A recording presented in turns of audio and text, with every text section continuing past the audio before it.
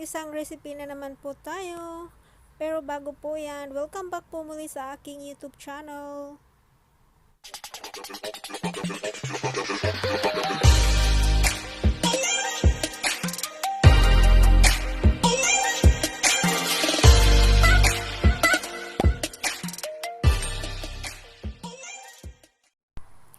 Ayan po, so umpisahan po natin ang ating pagluluto. So maglalagay po ako dito ng 2 tablespoon of cooking oil.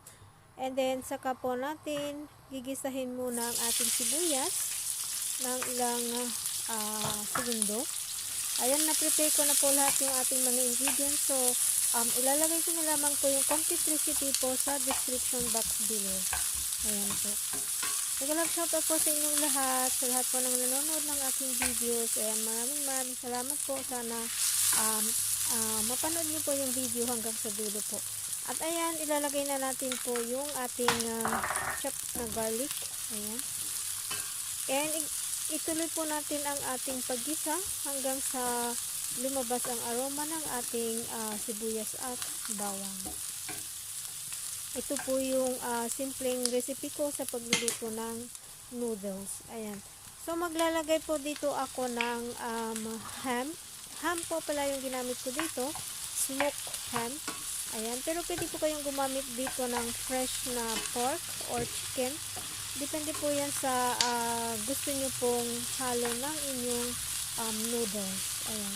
And ituloy lamang po natin ang ating paggisa.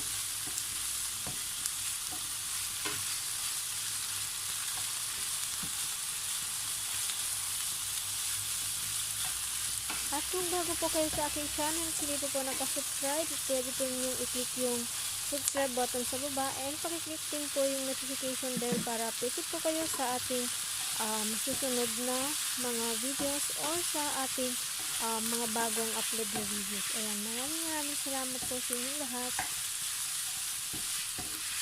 And also, please do like, comment, and share po sa ating vlog na ito. Maraming salamat po.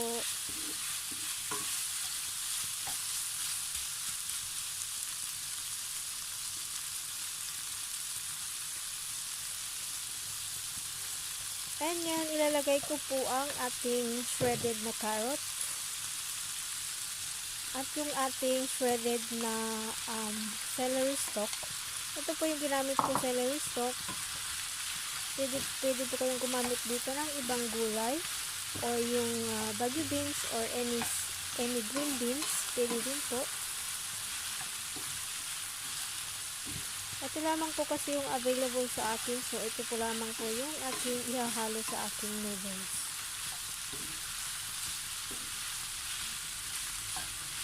And nagustuhan ko po yung celery kasi mabango po siya. So, lalagyan ko lamang po siya ng konting tubig.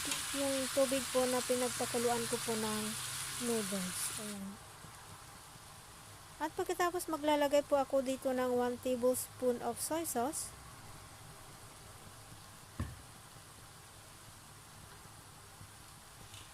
And some black pepper.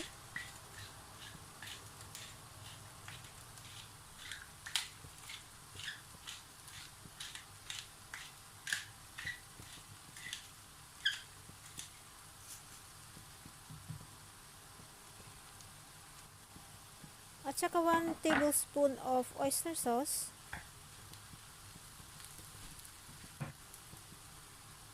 And 1 tablespoon of light sauce. Kung wala po kayong light sauce, pwede po kayong gumamit dito ng salt or asin. Ayan po. Saka po natin ito halu-haluin para mag-combine po lahat or ma-mix po lahat yung ating nilagay nating pampalasa.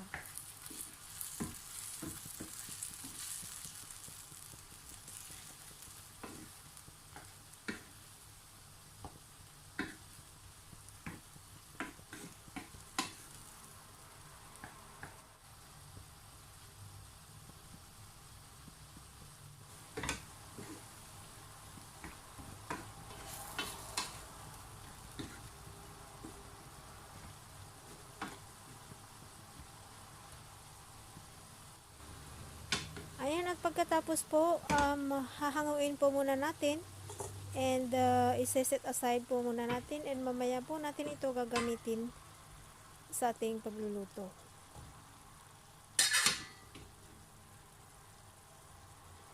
Pero depende din po yan sa inyo kung idirektan yung ihalo yung noodles, pwede din po.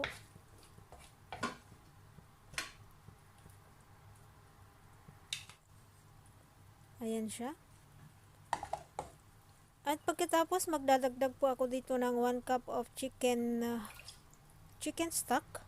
Or kung wala po kayong chicken stock, pwede din po yung chicken cubes. At maglalagay din po ako dito ng 1 tablespoon of oyster sauce. And 1 tablespoon of soy sauce.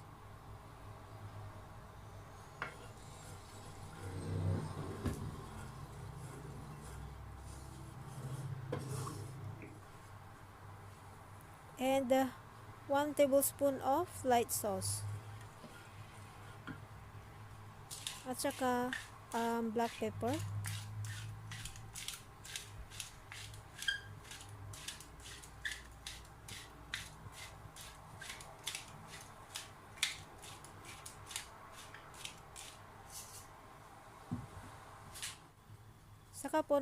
Saka maglalagay din po ako dito ng 1 tablespoon of sesame oil.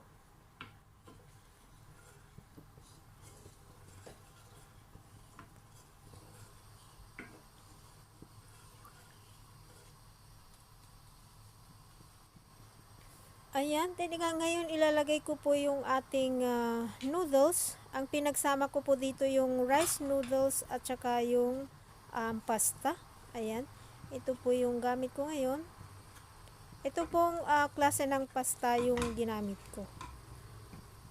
Ayan, saka po natin ito halu-haluin. And mag-a-adjust po tayo dito ng sauce. Kung kulang po yung ating soy sauce or magdadagdag po tayo dito. Kung gusto niyo yung medyo light na kulay ng noodles, okay na rin po ito. Pero pag gusto niyo yung medyo dark ng konti, magdadagdag po kayo dito ng konting soy sauce. And then, i-adjust nyo din yung lasa syempre. Kung kulang yung lasa, magdadagdag po kayo dito ng asin or light sauce. Ayan po.